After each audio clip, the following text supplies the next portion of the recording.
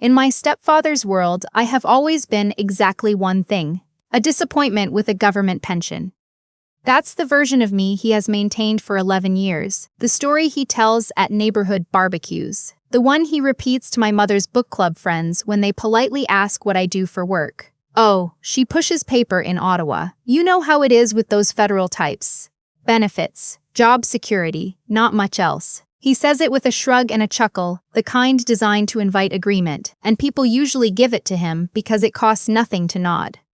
What he has never known, what almost no one in my personal life has ever known, is that the paper I push contains threat assessments for the Government of Canada, that the device he grabbed off my grandmother's lace tablecloth last Christmas Eve was a CSIS-issued encrypted communications unit linked directly to our operations center, and that the voice he heard when he pressed that phone to his ear, fully prepared to humiliate me in front of my entire family, belonged to the Director General of Intelligence Operations. I still think about his face. The color left it so fast it looked like someone had pulled the plug on him. His hand, thick, calloused, always reaching for things that aren't his, started shaking. Let me tell you how we got there. I drove up from Ottawa on the 24th of December in a rented Civic, because my own car was in the shop and the trains from Ottawa to Barrie involve a connection in Toronto that I refused to deal with in winter. I was -17 by the time I hit the 400, the kind of cold that makes the steering wheel feel like a block of ice through your gloves. I had asked my mother, twice, if I could just video call for Christmas this year. She'd gone quiet in the particular way she does when she's choosing her words carefully. "He's been looking forward to seeing you," she'd said, as if that were the point. As if that had ever been the point. I arrived at 4:20, just as the sun was already giving up on the day. The house sits on a cul-de-sac in a subdivision my stepfather bought into in 2003 and has been quietly crowing about ever since, because the property values have gone up and he takes personal credit for this as though he invented the GTA real estate market by purchasing a semi-detached in Barrie before anyone thought to. He added a 2-car garage in 2019. He sends me real estate listings sometimes, just so you know what's possible when you make the right moves. I rent a 1-bedroom apartment in the Glebe and I am perfectly happy there, but he finds this inexplicable and vaguely shameful, the way some men find any choice they wouldn't make to be a moral failing in whoever made it.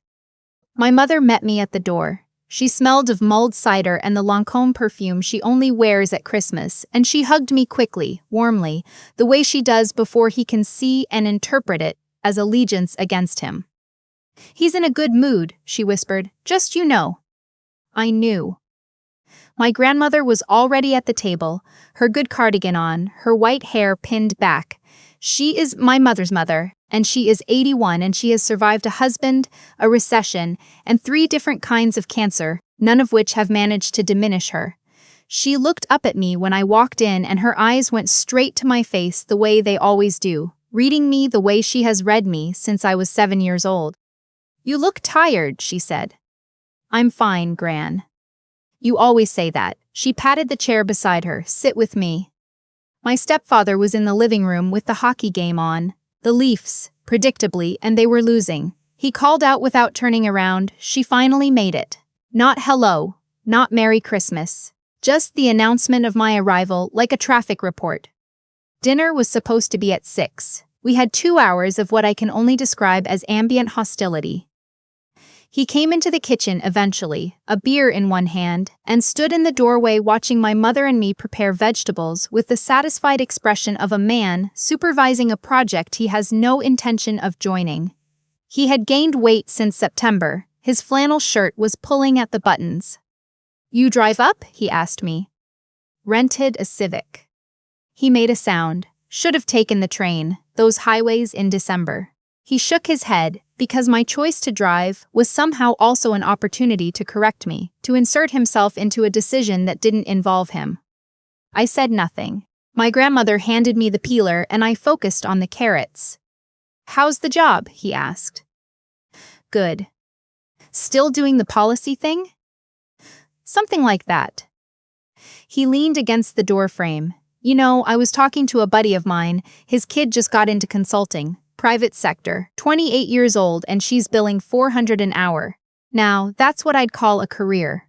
He paused, in case I wanted to respond. I didn't. But I guess the pension's the pension, right? Security. That's what you government types go for. Dinner in 40 minutes, my mother said brightly, to no one in particular. He drifted back to the hockey game. My grandmother caught my eye. She didn't say anything. She just pressed her lips together in a way that was somehow both sympathetic and completely unsurprised. By the time we sat down, it had started to snow. The back window showed fat, slow flakes falling through the yellow glow of the garage light, and for about 30 seconds it looked like the kind of Christmas that belongs on a card. Then my stepfather sat down, turned off the hockey game. Leafs were down 3-1, so that was probably mercy, and announced that dinner was a phone-free zone. He produced a ceramic bowl from the counter and set it in the middle of the table, with the particular ceremony of a man who believes his household rules carry the weight of legislation. "Phones in the bowl," he said. "No exceptions. I'm sick of people staring at screens when we're trying to have a family meal." My mother put hers in immediately. My aunt followed without complaint. I did not move. My work device is not visually remarkable. It looks like a standard smartphone in a thick, rubberized case, charcoal gray, slightly heavier than a regular phone. No identifying markings, but it is a classified communications terminal. By the terms of my employment and by common sense and by a security protocol I signed 3 separate documents agreeing to, it cannot leave my person. It cannot be handed to a civilian. It cannot be powered off during an active operational cycle, and I was 3 days into one. "I need to keep mine," I said. "I'm on call." He looked at me the way he always looks at me when I say something he's decided to dismiss before I've finished saying it. "On call," he repeated, "for policy analysis." "For work." "It's Christmas Eve." "I know." He leaned back, spreading his hands in a gesture of theatrical patience. "You know what your problem is. You've let them own you. The government dangles that job security in front of you, and you jump. No boundaries, no sense of your own time." He looked at my mother. "This is what I've been saying for years. She doesn't know how to be present." My mother looked at her plate.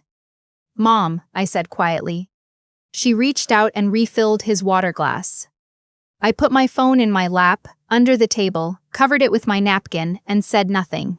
The turkey was dry. The stuffing was good. She makes it with sage and dried cranberries, and it is the one thing about Christmas at this house I actually look forward to. I ate, and I listened to him talk about his rental properties in Innisfil, about how the cap rate was still holding, about how people who think the market has peaked don't understand fundamentals.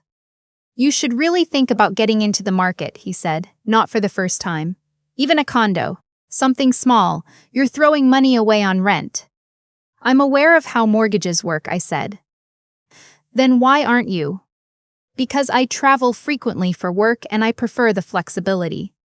"What travel?" He tilted his head, a gesture of false curiosity. "You told your mother you went to Geneva last spring, for a policy conference." He said it the way people say things they don't believe, a hairline fracture of contempt running through each word. "What does a federal policy analyst need Geneva for?" "Coordination with international partners," I said, which was accurate if incomplete. He shook his head slowly. "You know what I think? I think you've built a life around keeping yourself small, staying comfortable, renting instead of owning, working a safe government job instead of taking any real risks." He pointed his fork at me lightly, as if to punctuate. "You're 31 years old. At some point, that becomes a choice." The thing about my stepfather is that he is not entirely stupid. He is a man of average intelligence who has mistaken confidence for insight for so long that he can no longer distinguish between the two. He has watched BNN Bloomberg for 15 years and he genuinely believes this makes him understand the world. He has never, not once, in 11 years, asked me a real question about my life. Under the napkin, my phone vibrated. Not a notification, 3 short pulses, then 2 long, the operational alert pattern I had configured at the beginning of the cycle. I kept my face still. My grandmother was watching me. She had barely touched her potatoes. She watched me the way she sometimes watches things, animals she's not sure of, whether she doesn't trust. quiet and level and not looking away. I pressed my thumb against the scanner beneath the table. The screen unlocked to a secure message, red flagged, time-stamped 6 minutes ago. Priority 1. Active inters set compromised ventricle. I exhaled slowly through my nose. What was happening on the other side of that encrypted line was something I cannot describe in detail even now. Not because I want to be dramatic, but because I actually cannot, legally, and I take that seriously. What I can tell you is that the operation we had been running for 8 months, along surveillance on a foreign influence network, quietly inserting itself into provincial infrastructure contracts, had hit a critical moment. One of our sources was in danger. Someone needed to authorize the next step. I was the ranking officer on the holiday duty rotation. I was at my stepfather's Christmas dinner table. While he talked about his HELOC strategy, I was quietly composing authorization codes with my thumb under a linen napkin, managing a threat to Canadian national security between bites of stuffing. "You're being rude," he said. I looked up. "Checking your phone at the table," after I specifically said. "I'm not checking social media," I said. "I don't care what you're checking. This is my house." "I understand that, and I told you I'm on call." "You told me you're a policy analyst. Since when do policy analysts get called in on Christmas Eve?" "Since always, when the policy involves national security." He laughed. My aunt's husband stared at the window. My aunt found something important to study in her wine glass. "National security," he said, and he was really enjoying himself now. "You know, I have a lot of respect for the actual people who do that work. The RCMP officers, the real intelligence people. But let's be honest. You're not one of them, you're in a support function somewhere, analysis, data entry, something like that." He looked around the table for confirmation, found only averted eyes, and pressed on anyway. "I'm not trying to be cruel. I'm saying you have potential you've never used. You had a good mind once, it's a waste." My grandmother set her fork down. The sound was very small and very deliberate. "Brian," she said. He looked at her, briefly thrown by his name delivered in that register, the one she reserves for things that have gone on long enough. "She didn't ask for your assessment," my grandmother said simply. "She asked for the cranberry sauce." A short silence. Then, under my napkin, the phone vibrated again, continuous this time, the emergency callback pattern. I pressed my thumb to the scanner. The screen lit red. "Director initiating, authorization window. 45 seconds. I stood up. "I need to take this," I said. What happened next took about 90 seconds. They are the 90 seconds I will probably be thinking about for the rest of my life, though not with the emotion I expected. He was out of his chair before I'd taken a step. I don't know what he thought the phone was, proof of something, evidence of the lie he'd already decided I was living, but he moved with a decisiveness I hadn't seen in him before, and his hand closed around my wrist. "Give me the phone," he said, "right now." Let go of my arm. "Give me the phone, and I'll let go of your arm. You are making a very serious mistake." He laughed, short and certain. "I'm making a mistake. That's rich." He pried at my fingers. I could have stopped him. My training would have made stopping him easy, quick, and inarguable. I chose not to, and I want to be honest about why, because there was still a part of me, the part that drove 4 hours in a rented Civic through a snowstorm because my mother asked me to, that did not want to hurt him in front of her. Even then, even in that moment, I let go. He took the phone with the triumphant expression of a man who has won something. He looked at the screen. His face shifted slightly. The caller ID read Direct or General Priority Alpha, and I could see him processing it, deciding it was a prank I'd set up. "Let's hear this then," he said, and hit the speaker button. The room went very quiet. The voice on the line was not shouting, it was not dramatic. It was steady and precise in the way that very senior people are when they've been doing important things for a long time and have run out of patience for anything unnecessary. "This is a Priority Alpha channel assigned to an active CSIS field operation. Identify yourself and your authorization level immediately." My stepfather's mouth opened. Nothing came out. You have 15 seconds to authenticate, or this line initiates a security breach protocol. Identify yourself. He looked at me. The certainty he wore like a second skin had simply stopped working. Underneath it was something smaller and much less comfortable. He wet his lips. Who is this?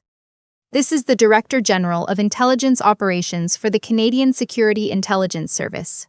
You are currently holding a classified communications device belonging to one of our officers. I need to know who you are and how you came to be in possession of this equipment. My aunt made a sound from across the table. My mother had gone very still. This is my house, he said. The words came out in the wrong order entirely. I'm her stepfather. She didn't tell us. Sir, the voice said, and the patience in it was glacial. You have interfered with an active intelligence operation during a critical authentication window. Your voice and biometric data have been captured and logged. I'm going to ask you to set the phone down on the table, step away from it, and not touch it again. RCMP officers have already been dispatched to your address as a security precaution. They will arrive in approximately 6 minutes. The phone slipped. He caught it, barely, with shaking hands. He set it on the table like it had burned him. He looked at me, and for once, for the first time in 11 years, he had absolutely nothing to say. The officer standing in your kitchen, the Director General continued, and the formality in her voice was almost unkind in its precision, has worked for this service in a senior operational capacity for the past 7 years. The classification on her role prevents public disclosure, which I'm certain she was unable to explain to you.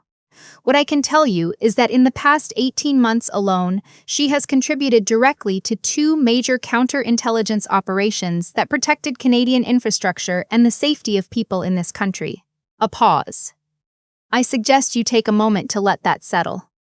Then, officer, I'm sending authentication to your secondary device. Step outside. I picked up the phone. I walked to the front door. I stepped into -17 degrees in my socks and authenticated the operation from my mother's porch with snowflakes landing on the screen, and it was the calmest I had felt all evening. The RCMP officers arrived in 5 minutes. 2 of them, both polite, both professional, both doing that particular thing, where they're completely matter-of-fact, and somehow that's more unsettling than if they'd been dramatic about it. They took a statement. They explained in precise and patient terms exactly what statute had potentially been violated and what the range of consequences could look like. I watched my stepfather's face while they talked to him. It was, I will admit, not an unpleasant thing to watch. My mother stood in the hallway with her arms crossed over her chest. When the officers stepped out to radio in, she looked at me with an expression I'd been receiving since I was a teenager. The one that says, "Why do you have to make everything complicated?" You could have just told him, she said. You could have just explained. I'm not allowed to explain, Mom. That's what classified means. He didn't know that. He didn't know because he never asked. He never asked anything real about my life. He just assumed, and you let him. She shook her head. He's going to be humiliated. Do you know what this is going to do to him at the neighborhood association? The Hendersons next door already had their Ring camera on. I know, I said. I'm not the one who made this choice. She looked at me with the particular grief of a woman who loves 2 people in conflict and cannot choose between them, and so has spent a decade choosing the wrong one over and over, because it is less frightening than choosing the right one and risking loss. You should apologize, she said. I looked at her for a long moment. I thought about the automatic transfer I'd set up 4 years ago, $900 a month into her personal account, not their joint account, hers, because I had watched her ask him for grocery money and I couldn't stand it. I thought about the December I didn't go to my friend's Christmas gathering because she'd called and said she needed me to come home, please, and I had come. I thought about 11 years of dinners and comments and small erosions. I'm going to stop the transfers, I said quietly. She blinked. What? The money, the monthly deposits. I'll give you 60 days. Use it to figure out what you need. I kept my voice even. I love you, but I'm done subsidizing something that treats me like this. She didn't say anything. She turned and went back to the kitchen. He was still at the table, hands on his knees, staring at nothing. My grandmother was exactly where I'd left her. She was the only person in the room who had not moved during the entire thing, not when he grabbed the phone, not when the officers arrived, not during any of it. She sat in her chair at the end of the table with her hands folded on the tablecloth, her Christmas cardigan on, her white hair neat, and she looked, for a woman of 81 who had just watched a RCMP officer explain an espionage statute to her son-in-law at Christmas dinner, remarkably composed. I knelt down beside her chair. Gran. She looked at me. Her eyes were very clear. I've known, she said, for about 3 years. I stared at her. Known what? That it wasn't policy analysis. She tilted her head slightly. You came to my birthday in September. You had a tan that doesn't come from Ottawa in August, and you had a look, I've seen it before. Your grandfather had it when he came back from Cyprus. It's the look of someone who has been somewhere real. I didn't know what to say.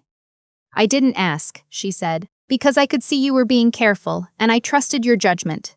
She reached out and covered my hand with hers. Her grip was dry and steady and warm. I am very proud of you. I have always been very proud of you.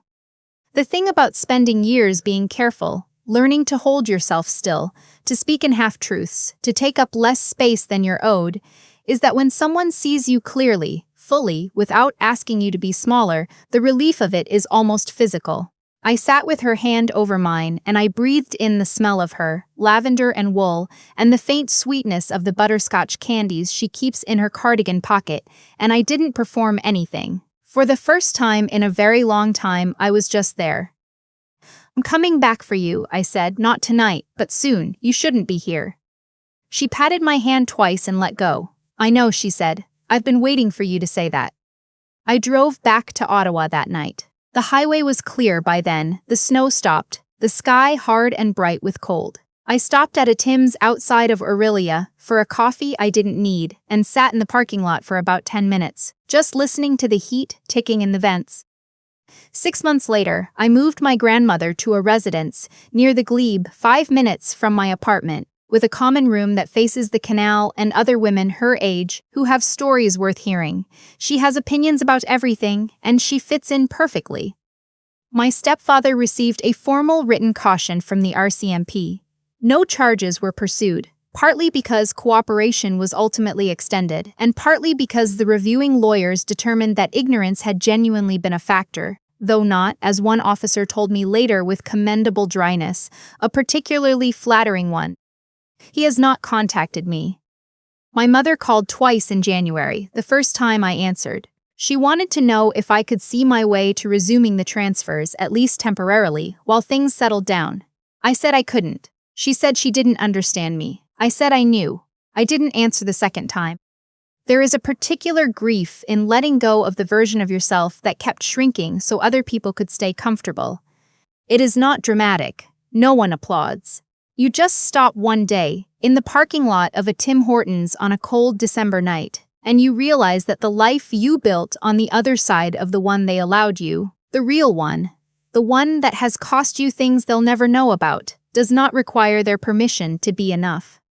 I drive to the Glebe on Sunday mornings now.